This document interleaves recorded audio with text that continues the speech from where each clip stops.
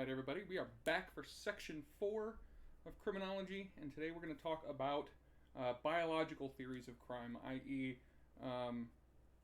how many people at a certain time in history thought that crime was genetic in ways that really we don't anymore. But we'll talk about modern biological theories in section 5.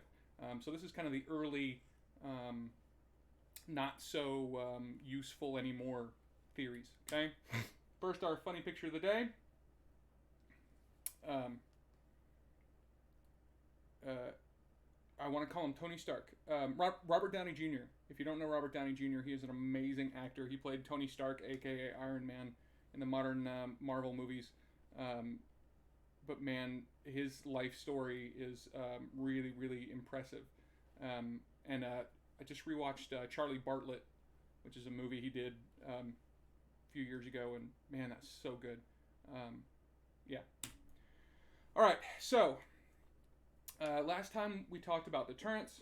So we're talking a little bit later than that. We're now in about the 19th century, and there's a movement coming along that's called essentially determinism. Okay, and determinism basically says, look, people don't make rational choices. So let's start looking at other ways in which other things we can use to predict whether somebody's going to be a criminal or not, and other correlates to crime, and so we can stop trying to claim that it's some kind of rational choice that people make. Okay, so one of the first to come along was called craniometry, right? And craniometry basically just says the size of your brain determines essentially everything from intelligence to criminality to lots of other things. This was a really, really big deal at one point in the 19th century.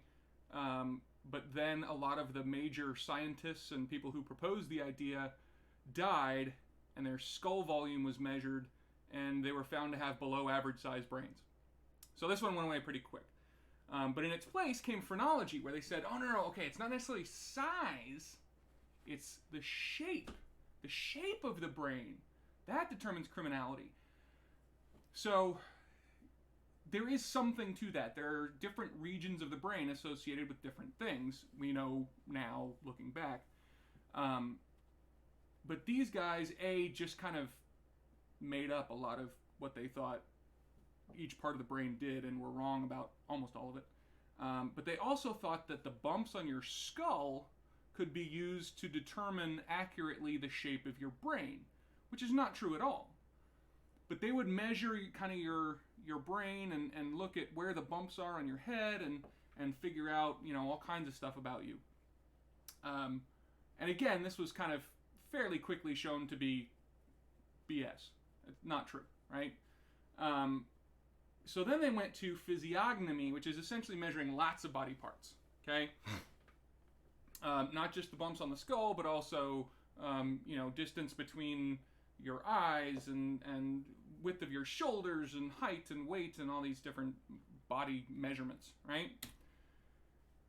Now this guy was kind of the biggest, most notable name in early biological theories, okay? He was an Italian guy, like Beccaria, but many hundreds of years later. And he starts writing at the very end of the 19th century, into the beginning of the 20th century. And he kind of takes all these thoughts and this was the time when Darwin had published not too long before, so evolution was a really big deal in scientific circles. But Lombroso took that idea of evolution and completely kind of turned it upside down. He really, really didn't understand the fundamental concept of evolution, which is that species evolve, individuals don't. So he kind of ignored that and used this kind of modified version of evolution that was nothing like what Darwin was talking about. And he tries to argue that some people are less evolved than others, right? So if we look at, again, he's looking at kind of different measurements on the face and different, but also doing aspects of things like other physical features. I'll read here in a minute a quote from a lot of the stuff that he's talking about. But he tried to say that these were marks of atavism. Okay? Each kind of signal towards being less evolved is what he called a stigmata. Right? And these stigmata, if you had a lot of them, it showed that you were atavistic. Right? Atavism just is kind of a fancy word, essentially meaning less evolved. Right? So if you have a bunch of these stigmata, that means you are atavistic. You show a lot of atavism, i.e., you are less evolved as a human being and thus much more likely to become a criminal, right? So here I want to read you a quote from one of his books, and this is absolutely blows my mind that anybody took this seriously, but here we are.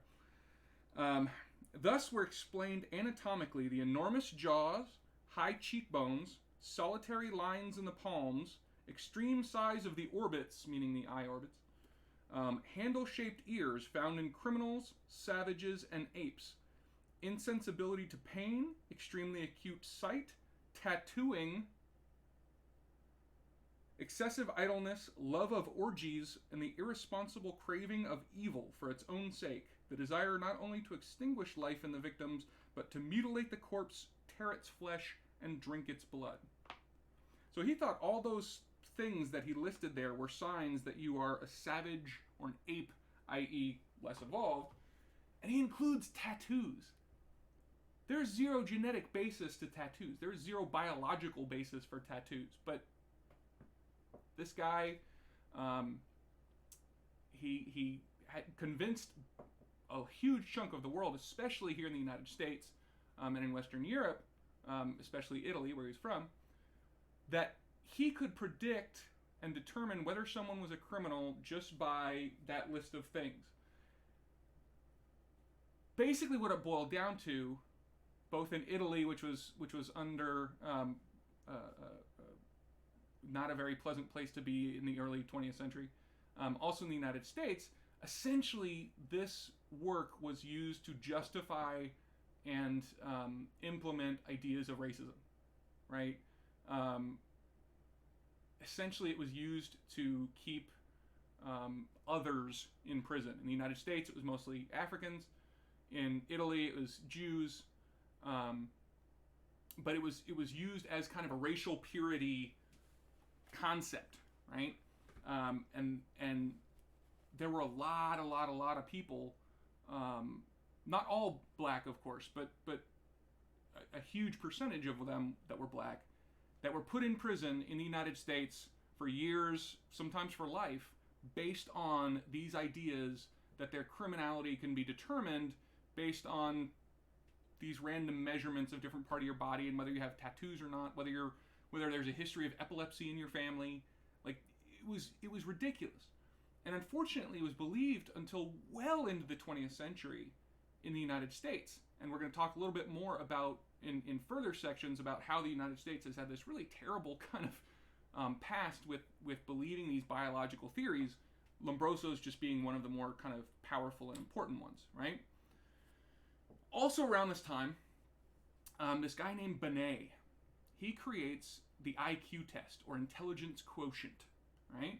Basically what you do is you give kids a test, and you say, okay, at 7 years old, you should be able to answer these questions. At 8 years old, you should be able to answer these questions, right? So you take their measured age, so this kid can answer the questions that are expected to be answered by an 8-year-old. That's their measured age. And divide that by their actual age, right? And then multiply it by 100. So if you're 8 years old and you're answering the questions that an 8-year-old is supposed to answer, you have an IQ of 100, i.e. exactly what we would expect. But if you're 8 years old and you're answering the questions that a 9 or 10-year-old should be able to answer, you have above 100 for IQ. But if you're, 10 years old, but you can only answer the questions that a 9-year-old is supposed to answer, you have less than 100 IQ, right? And Binet designed the system so that he could figure out which kids need more help and help them and have their IQ kind of catch up to their peers, right? So if an 8-year-old has an IQ under 100, we should give them more attention, focus more education on them, more resources, and bring them, so maybe by the time they're 10, they'll be able to answer the questions of a 10-year-old. We'll be able to raise that IQ. Unfortunately, this guy Goddard got a hold of this testing, and again, kind of fundamentally misunderstood the point behind the testing, and determined, kind of on his own free will, that IQ is innate. Once it's if you have an IQ of 110 right now, you're going to have an IQ of 110 the rest of your life. You have an IQ of 75, well, no helping you. There's really nothing we can do. You're just going to be stupid the rest of your life. And then he started using this to test immigrants, right? Because America, we always have these waves and waves and waves of immigrants coming in. There's been Ireland in the late 19th century, Germany in the mid-19th century. In the early 20th century, it was a lot of Eastern Europeans, a lot of Jewish people, a lot of Chinese people.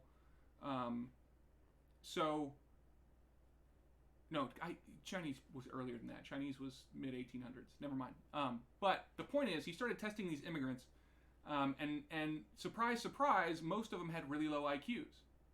Well, for one reason, they did the test in English. Of course, people are going to have a really low IQ when they're taking a test in their second or third or a language they don't even know, right?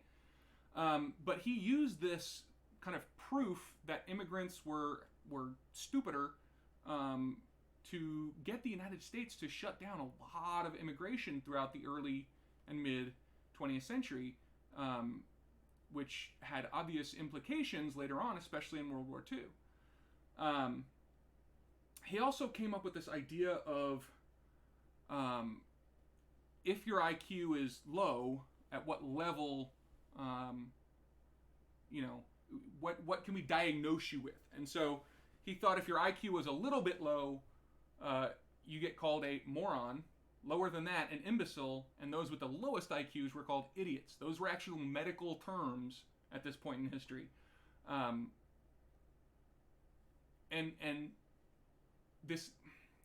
The entire world in kind of the pre-1940, at least in the Western world, I should say, was kind of obsessed with this, the idea of eugenics, i.e., making sure that only the best people procreated, right? I mean, obviously, names like Adolf Hitler are the ones that rapidly come to mind, who did this in a very large scale and focus and destructive way. But it was also big here in the United States, lots of other countries. So this Goddard guy was a eugenicist. He wanted to kind of breed humanity smarter.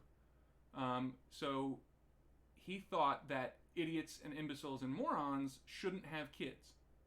Now, obviously, the lowest of the low IQ, you're probably not going to have kids anyway if you're struggling that much. But he believed that anybody with a low enough IQ needs to be sterilized. And sure enough, that started happening. He started, lots of cities, states, other groups started sterilizing people if they scored too low on an IQ test against their will, right? If they didn't want to be sterilized, doesn't matter. You're not smart enough to know what you need. And this actually went to the Supreme Court in 1927, and the Supreme Court upheld it. Buck v. Bell was the name of the case from 1927, where the Supreme Court says, no, you're perfectly allowed to sterilize people against their will if they score low enough on an IQ test. Or they have some other, mental illness or whatever, that's cool, just go ahead. This involuntary sterilization programs in the United States lasted into the 1970s. Okay? And even to this day, Buck v. Bell has never been overturned. So theoretically, if some group or state wanted to restart this sterilization program, there would be no existing law, no existing Supreme Court precedent to say that they can't do it. Now that's scary. We also got this guy Sheldon. Okay, Sheldon, also, early 20th century. He comes up with the idea that you can tell a lot about people based on their body shape, their body type, right? And he comes up with this idea of somatyping, which is putting everybody into one of three categories based on what type of body they have. And it's a little bit more complicated than this, but essentially, in a really simplified way, the endomorphs are the fat people, like me. The mesomorphs are the muscular people, and the ectomorphs are the skinny people. And basically, he thought you could really determine a lot about people, including crime and criminality, based on which soma type they belong to. And of course, the mesomorphs, the muscular people, those are obviously the criminals, right? One of the big problems with Sheldon's work is that there's an incredibly low amount of intra-observer reliability, right? So essentially, you take 100 photos of 100 different guys, where they're all in their underwear, so you can tell what kind of body they have, and there's photos from the front and photos from the side, and then you ask different people who have been trained by Sheldon to do this somatyping program. You say, okay, which one of the three groups is each one of these 100 people in? There's not a lot of reliability with that system. Different observers will put the same person into different categories, and so it's really, really tough to determine, well, are you an endomorph, a mesomorph, or an ectomorph? The people who have actually tried to categorize people, person A categorizes them very differently than person B categorizes them, which is very different from how person C categorizes. So if it's impossible really to judge with any kind of regularity which one of the three groups any one person belongs to, how can you say that their behavior is different? That makes no sense. Anyway, that's it for the kind of old school biological theories.